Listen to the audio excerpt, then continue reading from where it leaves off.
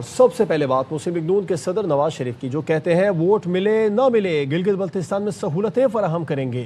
گلگت بلتستان میں عوامی جلسے سے خطاب میں انہوں نے کہا یہاں سڑکیں، اسپتال، ایئرپورٹ سب نون لیگ نے بنایا۔ کسی جماعت کا نام بتائیں جس نے ایک اینٹ تک رکھی ہو۔ آج یہاں کی سڑکوں کی حالت دیکھی تو بہت دکھ ہوا۔ نواز شریف نے یہ بھی کہا گلگت بلتستان میں اب جو منصوبے شروع ہوں گے ان کی نگرانی وہ خود کریں گے۔ ہماری حکومت بنی تو ہر دوسرے مہینے یہاں کا دورہ کریں گے۔ اسلام آباد کو ماننا پڑے گا گلگت کے مسائل کے مالک یہاں کے عوام ہیں۔ 18ویں ترمیم کی طاقت صوبہ گلگت بلتستان کو دینی پڑے گی۔ Chairman Peoples Party Bilawal Bhutto کا اسکردو میں انتخابی جلسے سے خطاب، کہا آج ایک مہمان یہاں آیا ہے وہ برا نہ مان جائے۔ ایٹم بم ذوالفقار علی بھٹو نے دیا اور میزائل پروگرام شہید بے نظیر بھٹو نے۔ صدر زرداری نے ملک میں دیگر ممالک کے اڈے بند کرائے۔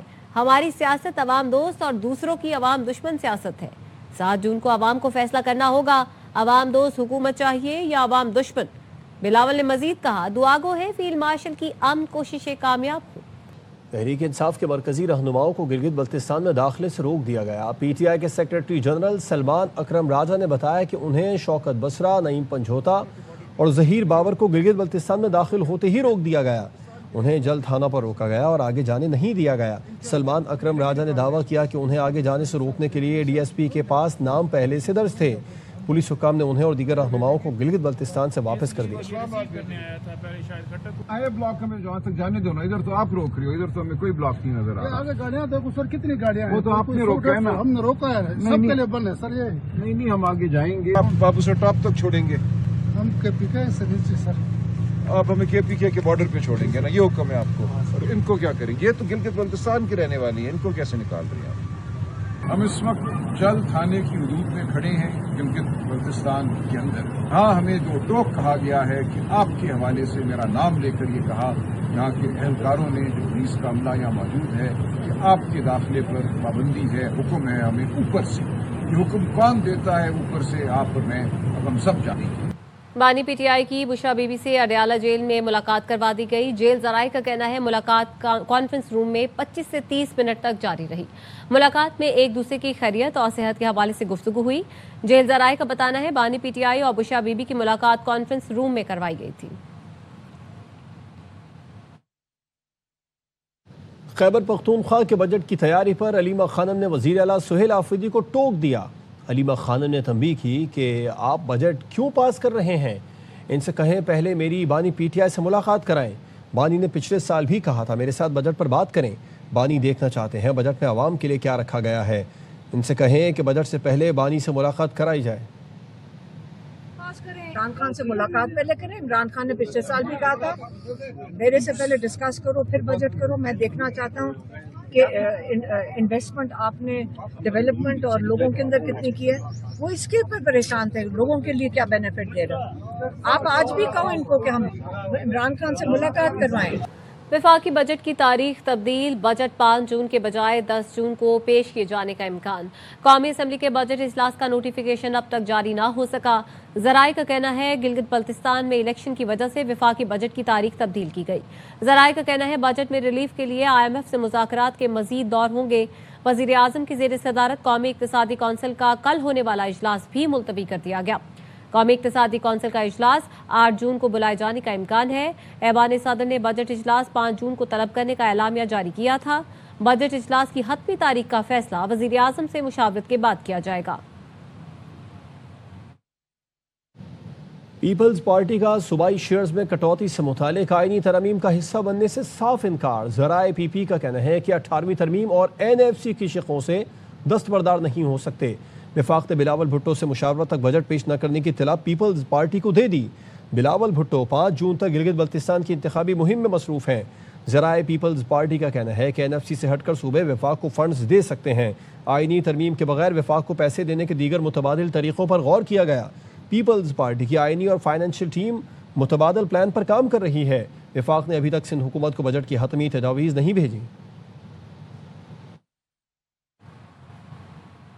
وزیر اعظم نے 1126 ارب روپے کا ترقیاتی بجٹ ناکافی قرار دے دیا۔ وفاقی ترقیاتی بجٹ میں مزید 200 ارب روپے اضافے کی ہدایت کر دی۔ ذرائع کا کہنا ہے قومی اقتصادی کونسل کے اجلاس میں ترقیاتی بجٹ 1100 کے بجائے 1326 ارب روپے پیش کیے جانے کا امکان۔ IMF کو بھی اس سلسلے میں آگاہ کیا جائے گا۔ वजारत खजाना फेडरल बोर्ड ऑफ रेवेन्यू को भी मजीद 200 अरब रुपए के टैक्स वसूली बढ़ाने की हिदायत की गई है। वजारत खजाना और FBI ने टैक्स हदफ में 200 अरब रुपए इजाफे की तजवीज़ से मुआज़रत कर ली। वजारत खजाना FBI मुख्तलिफ मालियाती इक़दामात के जरिए 200 अरब की एडजस्टमेंट की कोशिश करेंगे। पाकिस्तान में कारोबारी एतमाद 22% से कम होकर 13% रह गया है। 70 से 80% कारोबारी इदारों ने सरमायाकारी का फैसला मौखर या तब्दील कर दिया है। Overseas investors chamber of commerce and industry ने बिजनेस कॉन्फिडेंस इंडेक्स जारी कर दिया। इंडेक्स में 9% कमी रिकॉर्ड की गई। मशरिक़ वस्ती में जंग की वजह से सरमायाकारी और सप्लाई चेन मुतासिर हुई। नई सरमायाकारी 10 पॉइंट से गिरकर 2% रह गई। 84% कारोबारी इदारों ने महंगाई को सबसे बड़ा खतरा करार दिया। 79% भारी टैक्स शरह को कारोबारी तरक्की में रुकावट समझते हैं। 61% करेंसी को इस्तेहकाम और हुकूमती पॉलिसियों पर तशवीश रखते हैं। रिटेल सेक्टर वाहिद शोबा है जिसका कारोबारी एतमाद 20% तक बेहतर हुआ। बढ़ती महंगाई, ईंधन की कीमतें, इलाकाई कशीदगी बड़े खदशात हैं। ताजिर रहनुमा गौहर एजाज कहते हैं कारोबारी अफराद पर एतमाद नहीं करते लेकिन टैक्स लिया जाता है। ARY के programme on my radar with Kamran Khan में गुफ्तगू करते हुए कहा, घरों पर छापे मारकर ब्लैकमेल करने से सिस्टम नहीं चल सकता। पाकिस्तान को ग्रोथ लेवल पर ले जाना पड़ेगा। माहिर टैक्स आसिफ हारून ने कहा, आज FBR बंद कर दे तो 99% टैक्स जमा हो जाएगा। इदारे की पूरी फौज 2% टैक्स के पीछे लगी हुई है। इकोनॉमी को सर्वाइवल मोड में रख लिया। अब हमारी बात मान ले, मुल्क को ग्रोथ ट्रैजेक्टरी पे डालें। अगले 10 साल में हमें कम से कम 2 करोड़ जॉब चाहिए। पाकिस्तान को एक्सपोर्ट लेड ग्रोथ पे ले जाना है और वो तभी होगा जब हम कंपेटिटिव होंगे। इस साल हम देख रहे थे जो गुड्स एक्सपोर्ट है वो 7.5% रह गई है टैक्स टू GDP पे। आपने 4 साल में रस निकाल के देख लिया, ये तरीका इकोनॉमी चलाने का नहीं है। इकोनॉमी चलाने के लिए लोगों के जेब में पैसे डाले जाते हैं, लोगों के घरों में छापे मार के, लोगों से ये 147 पेज के टैक्स रिटर्न फॉर्म भरवा के उसके बाद उनको ब्लैकमेल करने से ये सिस्टम नहीं चल सकता। बजट अभी आएगा, इस पे नंबर्स का हेर फेर, कुछ परसेंटेज आपने ऊपर कर दी, कुछ नीचे कर दी। मैं समझता हूँ कि एक तो कैश इकोनॉमी भी है। जो सुनने में आता है बैंकिंग सेक्टर के अंदर भी अनडॉक्यूमेंटेड इकोनॉमी एक बेतहाशा ट्रेवल कर रही है। मेरी तो सजेशन ये होगी कि FBR को 2 हिस्सों में डिवाइड किया जाए। टैक्स पेयर्स जो आज हैं रिकॉर्ड पे, उनका FBR एक अलग चले और FBR को एक बहुत बड़ी जो एक तादाद है टारगेट दिए जाएं कि हमारी जो अनडॉक्यूमेंटेड इकोनॉमी है 95% ऑटो पे आज FBR बंद कर दें आ जाएगा। जो एफर्ट बेस्ड जो रिकवरी है ना वो तकरीबन 2 से 3% जिसके पीछे पूरी फौज लगी हुई। रावलपिंडी में डकैती की वारदात के दौरान डाकुओं की फायरिंग से 16 साल की बच्ची जख्मी हुई। 7वीं जमात की तालिबा स्कूल से घर वापस आ रही थी। बच्ची ICU में ज़ेर इलाज है और उम्र भर के लिए माजूर हो गई है। बाबर मलिक हमें मजीद अपडेट करेंगे। जी बाबर।